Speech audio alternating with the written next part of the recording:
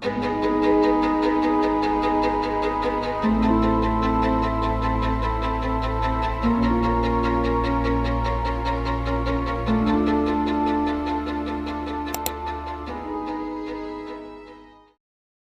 datang di channel Viral Story Indonesia.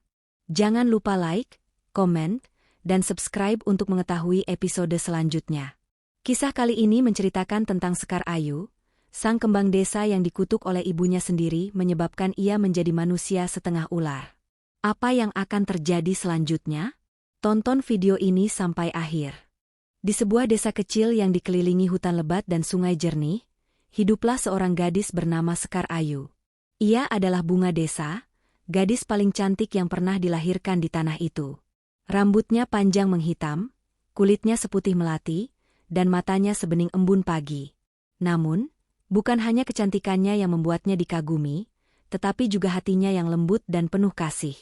Ia sering membantu warga desa, entah itu menolong ibu-ibu menenun, membantu anak-anak belajar, atau menghibur orang-orang tua yang kesepian. Karena kebaikan dan kecantikannya, para pemuda desa berlomba-lomba untuk mendapatkan hatinya. Hampir setiap hari ada saja yang datang ke rumahnya dengan membawa hadiah. Mulai dari bunga-bunga segar, kain sutra, hingga perhiasan sederhana buatan tangan. Namun, Sekar Ayu selalu menolak lamaran mereka dengan lembut, karena di hatinya hanya ada satu orang, Jaka Wira, seorang pemuda desa yang sederhana namun penuh keberanian. Jaka Wira bukanlah orang yang kaya atau terpandang. Ia hanyalah seorang pemuda biasa yang bekerja sebagai pemburu dan pengumpul kayu di hutan. Namun, ia memiliki hati yang murni, keberanian yang luar biasa, dan kesetiaan yang tak tergoyahkan. Ia dan Sekar Ayu telah berteman sejak kecil, dan seiring waktu, persahabatan mereka tumbuh menjadi cinta yang mendalam. Namun, kebahagiaan mereka tidak bertahan lama. Suatu hari, datanglah seorang saudagar kaya dari kota bernama Raden Wirja. Ia adalah pria yang berusia lebih tua, memiliki kekayaan berlimpah, dan terkenal sebagai orang yang licik. Ia mendengar tentang kecantikan Sekar Ayu dan berniat menjadikannya istri. Dengan membawa hadiah-hadiah mewah, ia datang ke rumah Sekar Ayu dan melamar gadis itu di hadapan orang tuanya. Ayah Sekar Ayu, seorang lelaki tua yang lemah lembut, tampak ragu, tetapi ibunya, Nyai Ranti, langsung berseri-seri. Bagi Nyai Ranti, ini adalah kesempatan emas. Keluarga mereka bukanlah keluarga kaya.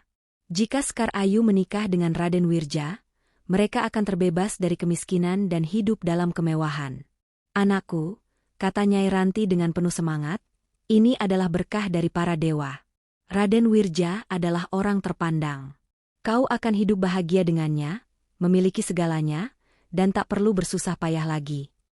Namun, Sekar Ayu menundukkan kepala dan berkata dengan lembut, "Maafkan aku, Ibu. Aku tidak bisa menerima lamaran ini.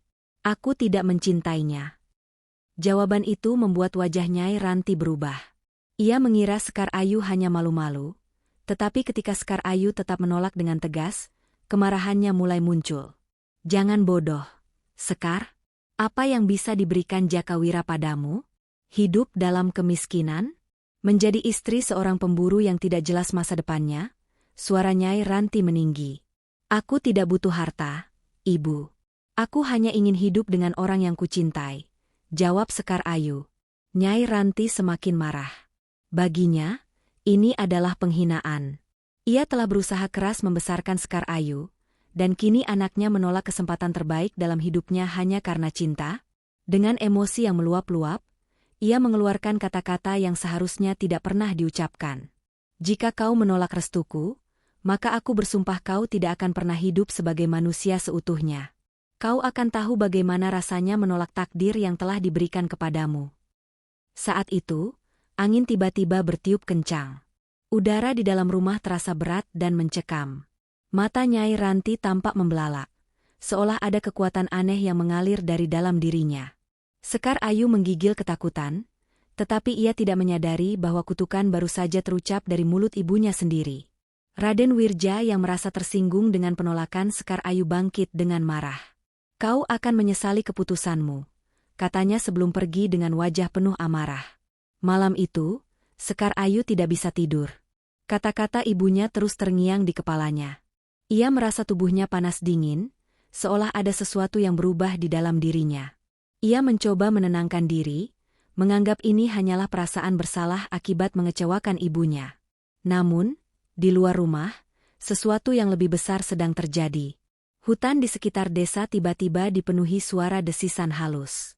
Bulan tampak lebih terang dari biasanya, dan udara terasa lebih berat. Kutukan yang diucapkan oleh Nyai Ranti bukan sekadar kemarahan seorang ibu, tetapi kebangkitan sebuah kekuatan lama yang telah lama terpendam dalam garis keturunan keluarga mereka. Sekar Ayu tidak tahu bahwa hidupnya akan berubah selamanya. Sejak malam itu, Sekar Ayu mulai mengalami perubahan aneh pada tubuhnya. Awalnya, ia hanya merasa tubuhnya lebih dingin dari biasanya, bahkan di bawah sinar matahari sekalipun. Jari-jarinya kadang terasa kaku, dan saat ia menyentuh kulitnya sendiri, ada tekstur halus namun bersisik yang mulai muncul di beberapa bagian. Ia mencoba mengabaikannya, berpikir bahwa ini hanyalah akibat kelelahan atau mungkin pengaruh emosinya yang masih terguncang setelah pertengkaran dengan ibunya. Namun, setiap hari perubahan itu semakin nyata. Suatu pagi, saat Sekar Ayu sedang membasuh wajah di sungai, ia melihat pantulan dirinya di air. Matanya yang biasanya bening dan indah kini tampak berbeda.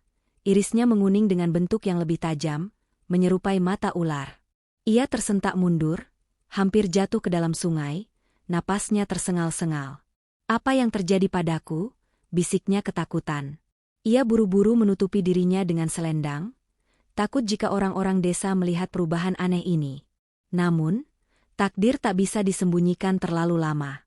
Pada malam bulan purnama, ketika seluruh desa terlelap dalam tidur, Sekar Ayu merasakan sakit luar biasa di tubuhnya. Rasanya seperti ada sesuatu yang merayap di bawah kulitnya, bergerak, ingin keluar. Ia menggigit bibirnya, mencoba menahan jeritan, tetapi rasa sakit itu semakin tak tertahankan. Tiba-tiba, kakinya mulai mati rasa, lalu bergetar hebat. Ia jatuh ke tanah, menggeliat dalam penderitaan. Jari-jarinya mencengkeram tanah, matanya memerah, dan suara aneh keluar dari tenggorokannya. Bukan lagi suara manusia, melainkan desisan panjang yang mengerikan. Dan di bawah cahaya bulan yang dingin, kutukan itu mencapai puncaknya. Dari pinggang ke bawah, tubuh Sekar Ayu berubah menjadi ekor ular raksasa bersisik emas yang berkilauan. Sekar Ayu berteriak, tetapi suara yang keluar hanyalah suara desisan. Tangannya meraba wajahnya, tubuhnya, tetapi semuanya terasa asing. Ketakutan yang belum pernah ia rasakan sebelumnya merayap ke dalam hatinya. Ia ingin berdiri, berlari, tetapi bagaimana mungkin? Kakinya telah berubah menjadi ekor panjang yang berat dan melingkar di tanah. Saat ia masih berusaha memahami apa yang terjadi, suara langkah kaki terdengar dari arah desa. Seorang pemuda yang kebetulan lewat di dekat rumahnya, melihat sosoknya di bawah sinar bulan. Seketika, jeritan histeris memenuhi udara. "Siluman! Siluman ular!" Suara itu membangunkan seluruh desa. Penduduk berhamburan keluar dengan membawa obor dan senjata seadanya. Mata mereka yang awalnya penuh dengan kekaguman terhadap Sekar Ayu kini dipenuhi ketakutan dan kebencian. "Ia bukan lagi manusia," teriak seseorang. "Ia adalah jelmaan iblis. Kita harus mengusirnya sebelum ia membawa malapetaka." Sekar Ayu mundur ketakutan. Air matanya mengalir, tetapi ia tidak bisa berbicara. Ia ingin menjelaskan bahwa ia masih Sekar Ayu yang mereka kenal, gadis yang pernah mereka puji dan hormati. Namun, bagaimana mungkin mereka percaya? Yang mereka lihat hanyalah sesosok wanita dengan tubuh setengah ular yang berkilauan di bawah sinar bulan. Tiba-tiba, seseorang melemparkan batu ke arahnya. Batu itu mengenai bahunya, tetapi rasa sakitnya tak seberapa dibandingkan luka di hatinya. Ia tidak pernah menyangka bahwa orang-orang yang dulu mencintainya kini menginginkannya pergi, bahkan mati. Di tengah kekacauan itu, seorang pria muncul dan berdiri di antara Sekar Ayu dan warga desa, Jaka Wira. "Hentikan!" Suaranya menggelegar. "Jaka, minggir. Itu bukan lagi Sekar Ayu," seru salah seorang penduduk. "Aku tidak peduli bagaimana penampilannya sekarang," kata Jaka Wira dengan tegas. "Ia tetap Sekar Ayu yang kita kenal. Ia tidak menyakiti siapapun. Mengapa kalian ingin membunuhnya? Tapi dia siluman. Kita tidak bisa membiarkannya tinggal di desa." Jakawira menatap penduduk desa dengan penuh amarah dan kekecewaan. Ia tahu betul bahwa ketakutan bisa mengubah hati manusia lebih cepat dari apapun. Ia berbalik dan menatap Sekar Ayu yang tubuhnya gemetar ketakutan. Matanya masih penuh dengan ketulusan dan kasih sayang. Ia mendekat, mengulurkan tangan, tetapi Sekar Ayu mundur. "Jaka, aku bukan manusia lagi," katanya dengan suara yang lirih, hampir seperti bisikan. "Bukan itu yang kulihat," kata Jaka. "Aku hanya melihat gadis yang kucintai." Air mata mengalir di pipi Sekar Ayu. Ia ingin tetap di sisi Jakawira, tetapi ia tahu bahwa tinggal di desa ini bukan lagi pilihan baginya. Dari antara kerumunan, muncul sosok lain, Nyai Ranti, ibunya. Wajah wanita itu pucat pasi, seolah tak percaya dengan apa yang dilihatnya. Suaranya bergetar ketika ia berbisik, "Kutukan, itu benar-benar terjadi." Sekar Ayu menatap ibunya, berharap ada sedikit belas kasih, sedikit cinta yang tersisa. Tetapi yang ia lihat hanyalah ketakutan dan penyesalan. Ia tahu ia tidak bisa tinggal di sini lagi. Dengan sekuat tenaga, ia memutar tubuhnya dan berlari ke arah hutan, meninggalkan desa yang telah menjadi rumahnya sepanjang hidupnya. Jakawira berusaha mengejarnya, tetapi Sekar Ayu berteriak, "Jangan ikut aku, Jaka. Aku tidak bisa kembali." Hutan menyambutnya dengan keheningan mencekam. Sekar Ayu terus meluncur dengan ekor panjangnya, air mata mengalir deras di wajahnya. Ia tidak tahu harus kemana. Ia tidak tahu bagaimana cara menghentikan kutukan ini. Yang ia tahu hanyalah satu hal, hidupnya tidak akan pernah sama lagi. Malam itu, Sekar Ayu meninggalkan desanya untuk pertama kalinya, melarikan diri ke dalam hutan larangan, sebuah tempat yang penuh misteri dan mitos. Hutan itu dikenal sebagai rumah bagi makhluk-makhluk gaib, tempat orang-orang yang tersesat tak pernah kembali. Namun, bagi Sekar Ayu, tidak ada pilihan lain. Ia tak bisa kembali ke desa. Dengan tubuh setengah ular yang masih asing baginya, ia meluncur di antara pepohonan. Awalnya, ia merasa canggung, tetapi entah bagaimana, gerakan itu terasa alami. Ekor panjangnya meluncur dengan lincah, membantunya bergerak lebih cepat daripada saat ia masih memiliki sepasang kaki. Namun, ketakutan tetap menguasainya. Ia tidak tahu harus kemana. Seluruh hidupnya, ia hanya mengenal desa. Kini, ia sendirian di tengah kegelapan, di tempat yang tidak ia pahami. Angin malam berembus dingin, membawa suara-suara aneh dari dalam hutan. Suara lolongan jauh terdengar samar, diikuti desisan dari balik pepohonan. Sekar Ayu menelan ludah. Ia tahu hutan ini bukan hanya tempat biasa, ada sesuatu yang hidup di dalamnya. Saat ia terus meluncur, sesuatu bergerak cepat dari balik pepohonan. Sekar Ayu berhenti, tubuhnya menegang. Dari kegelapan, muncul sosok tinggi berjubah hitam dengan rambut panjang seputih kapas. Wajahnya tua, tetapi sorot matanya tajam seperti menembus jiwanya. "Inilah takdir yang akhirnya kembali," kata lelaki tua itu dengan suara dalam. Sekar Ayu menggigil. "Siapa kau?" tanyanya dengan suara gemetar. "Aku adalah Ki Jagat, penjaga hutan ini," jawab pria itu. "Aku sudah menunggumu, Sekar Ayu." Mata Sekar Ayu membesar. "Menungguku? Apa maksudmu?" Ki Jagat menghela napas panjang sebelum melangkah mendekat. "Kutukan yang menimpamu bukanlah kebetulan. Ini adalah warisan lama yang terikat dengan darah keluargamu." Sekar Ayu terkejut. "Keluargaku?" Ki Jagat mengangguk. "Dahulu kala, leluhurmu adalah seorang wanita sakti yang membuat kesepakatan dengan siluman ular demi mendapatkan kekuatan dan keindahan abadi. Namun, perjanjiannya tak pernah diselesaikan. Sejak saat itu, kutukan ini diwariskan, menunggu waktu untuk bangkit kembali." Sekar Ayu terdiam, pikirannya berputar-putar. Apakah ini sebabnya ibunya bisa mengutuknya dengan begitu mudah? Apakah ini sebabnya tubuhnya berubah menjadi setengah ular?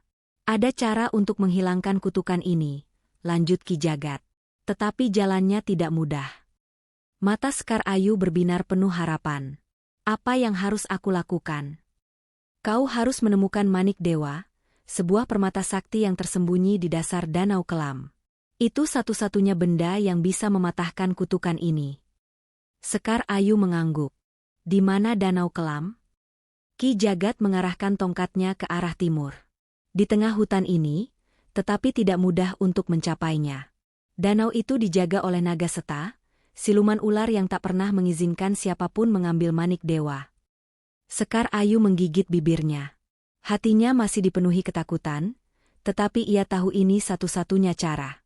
Aku akan pergi, katanya tegas. Sebelum Sekar Ayu melanjutkan perjalanannya, Ki Jagat menatapnya dalam-dalam. Berhati-hatilah. Kutukan ini bukan sekadar hukuman, tetapi bagian dari dirimu sekarang. Kau harus memahami dirimu sendiri sebelum bisa mematahkannya. Sekar Ayu tidak benar-benar mengerti kata-kata itu, tetapi ia tak punya waktu untuk bertanya lebih lanjut. Ia hanya tahu bahwa ia harus terus maju. Sementara itu, jauh di belakangnya, Jakawira sedang mencari Sekar Ayu. Ia tidak bisa menerima kenyataan bahwa gadis yang dicintainya telah diusir begitu saja.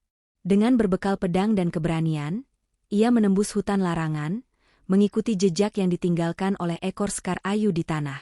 Namun, ia tidak sendirian. Sekelompok pria bersenjata juga masuk ke hutan, para pemburu siluman yang dikirim oleh kepala desa untuk menangkap atau membunuh Sekar Ayu. Mereka percaya bahwa jika siluman itu dibiarkan hidup, desa mereka akan terkena bencana. Jakawira mendengar percakapan mereka di kejauhan, dan hatinya dipenuhi kemarahan. Bagaimana mungkin mereka ingin menyakiti Sekar Ayu, gadis yang dulu mereka puja? Dengan tekad yang bulat, Jakawira mempercepat langkahnya. Ia harus menemukan Sekar Ayu sebelum mereka melakukannya. Di tengah perjalanan menuju Danau Kelam, Sekar Ayu menghadapi berbagai rintangan. Hutan seakan memiliki nyawa sendiri, dengan akar-akar yang bergerak seperti ular dan suara-suara yang berbisik di telinganya. Beberapa kali, ia merasa ada mata yang mengawasinya dari kegelapan. Namun, sesuatu yang lain juga terjadi. Sekar Ayu mulai merasakan kekuatan baru dalam dirinya. Kini, ia bisa merasakan getaran di tanah, seperti ular yang bisa mendengar langkah mangsanya dari jauh. Ia juga bisa merayap dengan kecepatan luar biasa, menghindari bahaya yang mengintainya. Apakah ini bagian dari kutukan? Gumamnya. Ia tidak tahu apakah ini berkah atau beban, tetapi ia tahu satu hal, ia tidak bisa membiarkan rasa takut menguasainya. Dengan tekad yang semakin kuat, ia terus melaju menuju Danau Kelam, tanpa menyadari bahwa bahaya yang lebih besar telah menunggunya di depan. Sekar Ayu akhirnya tiba di tepian Danau Kelam, sebuah tempat yang sesuai dengan namanya. Airnya hitam pekat, seolah menelan cahaya bulan yang bersinar redup di atasnya. Udara di sekitar terasa lebih dingin, dan keheningan yang menekan membuat jantungnya berdebar lebih kencang. Ia menatap air danau yang tak beriak, mencoba menenangkan pikirannya. Di dasar danau inilah manik dewa berada, satu-satunya harapannya untuk kembali menjadi manusia seutuhnya. Namun, ia juga tahu bahwa naga seta, penjaga danau, tidak akan membiarkan siapapun mengambilnya dengan mudah. Sekar Ayu menarik napas dalam. Ia meluncurkan tubuhnya ke air, ekornya yang panjang membantunya berenang dengan mudah, lebih mudah daripada saat ia masih memiliki kaki. Untuk pertama kalinya, ia merasa bahwa kutukan ini memberinya kekuatan yang luar biasa. Semakin dalam ia menyelam, semakin gelap dan dingin air di sekitarnya. Hanya cahaya redup dari manik dewa di dasar danau yang menjadi panduannya. Batu permata itu bersinar kebiruan, seperti bintang yang tenggelam di dasar dunia. Namun, sebelum ia bisa mencapainya, air di sekitarnya mulai berputar. Sekar Ayu merasakan sesuatu yang besar bergerak di dekatnya. Dari dalam kegelapan, muncul naga seta, sesosok ular raksasa berwarna perak dengan mata berkilauan seperti batu safir. Tubuhnya begitu besar hingga memenuhi seluruh dasar danau, dan tiap gerakannya menciptakan arus yang membuat Sekar Ayu terombang-ambing. Siapa yang berani mengusik tempat suciku? Suara naga seta bergema, bukan melalui kata-kata, tetapi langsung di dalam benak Sekar Ayu. Gadis itu menelan ludah, berusaha menenangkan dirinya. Aku datang untuk mengambil manik dewa, katanya dengan suara mantap, meski jantungnya berdebar keras. Mata naga seta menyipit. Kau tahu akibatnya jika kau mencoba merebut apa yang bukan milikmu. Aku dikutuk, dan hanya manik dewa yang bisa menyembuhkanku, jawab Sekar Ayu. Aku mohon, biarkan aku mengambilnya. Naga Seta mengeluarkan desisan panjang yang membuat air di sekitarnya bergetar. Kutukan bukanlah sesuatu yang bisa dihapus begitu saja, anak manusia. Kau harus membuktikan bahwa kau pantas mendapatkan manik dewa.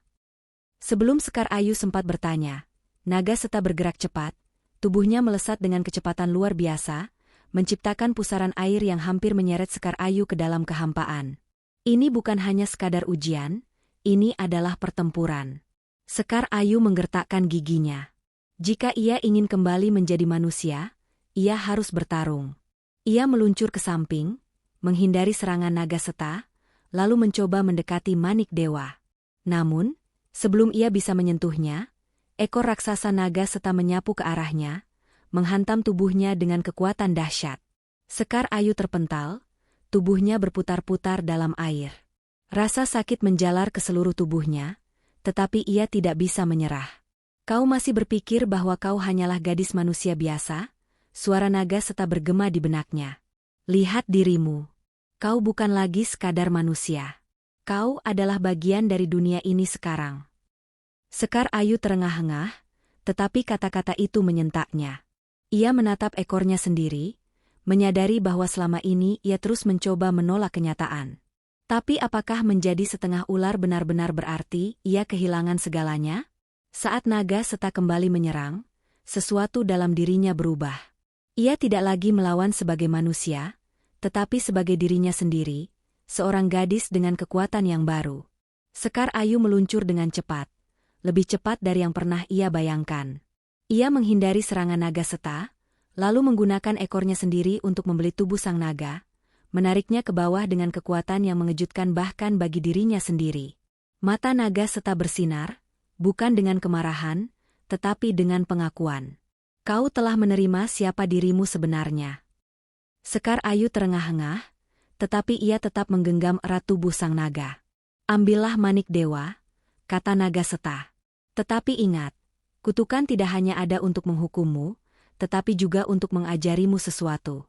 Apa yang akan kau lakukan dengan takdirmu setelah ini, itulah yang menentukan siapa dirimu sebenarnya.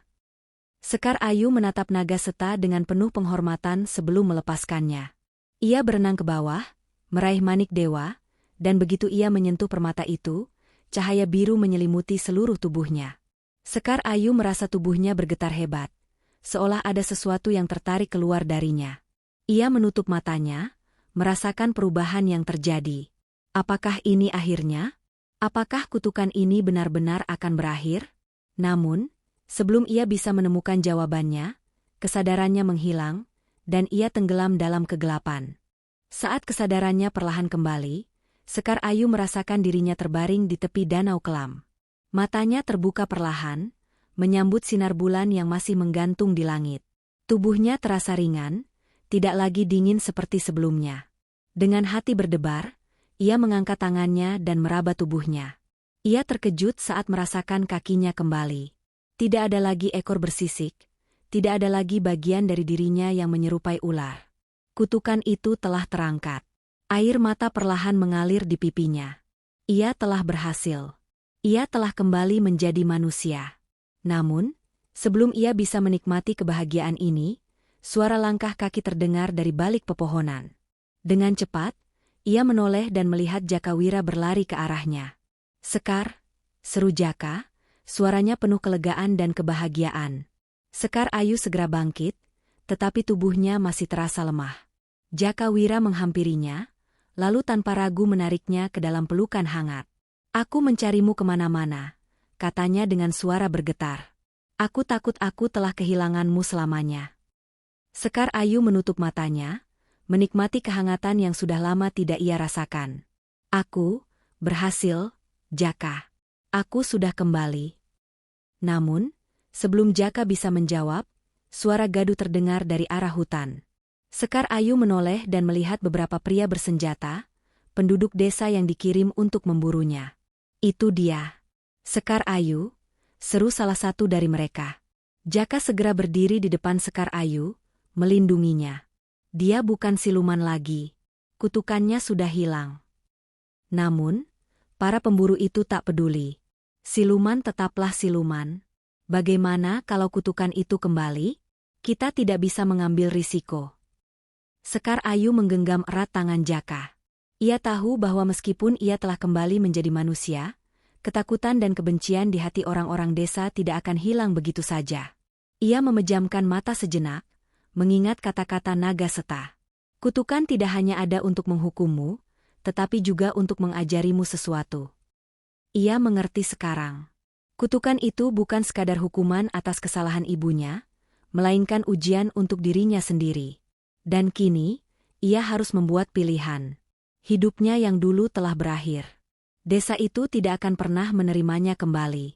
Sekar Ayu menarik napas dalam, lalu menatap Jakawira dengan mata penuh keyakinan. Jaka, aku tidak bisa kembali ke desa. Jaka terkejut. Apa maksudmu? Sekar Ayu tersenyum lembut. Dunia ini lebih luas daripada desa kita. Aku harus menemukan jalanku sendiri. Aku tidak bisa terus hidup dalam ketakutan dan kebencian orang-orang. Jaka menatapnya dalam-dalam, seolah berusaha memahami keputusan berat yang baru saja diambilnya. Aku mengerti, katanya akhirnya. Kalau begitu, aku akan pergi bersamamu. Sekar Ayu terkejut. Tapi, Jaka, keluargamu, rumahmu. Aku tidak peduli, potong Jaka dengan tegas. Duniaku ada dimanapun kau berada. Air mata kembali menggenang di mata Sekar Ayu. Tetapi kali ini bukan karena kesedihan, melainkan kebahagiaan. Ia menggenggam tangan Jaka lebih erat. Tanpa mengucapkan sepatah kata pun kepada para pemburu, mereka berdua berbalik dan berjalan menjauh, meninggalkan desa, meninggalkan masa lalu. Mereka tidak tahu kemana mereka akan pergi. Tapi yang pasti, mereka akan menghadapi dunia bersama-sama. Sekar Ayu telah memilih takdirnya sendiri. Terima kasih sudah menonton video ini. Sampai jumpa di video selanjutnya.